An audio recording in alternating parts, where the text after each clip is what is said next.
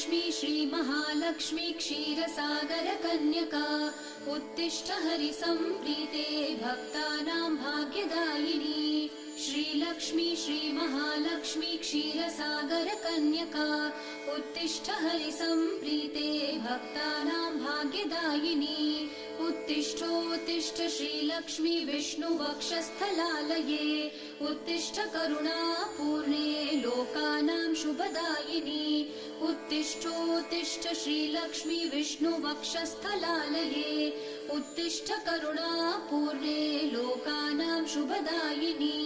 श्रीपद्ममध्यवसिते वरपद्मनेत्रे श्रीपद्महस्तचिरपूजितपद्मपादे श्रीपद्मजातजननी शुभपद्मवक्त्रे श्रीलक्ष्मी भक्तवरदे तव सुप्रभातम्।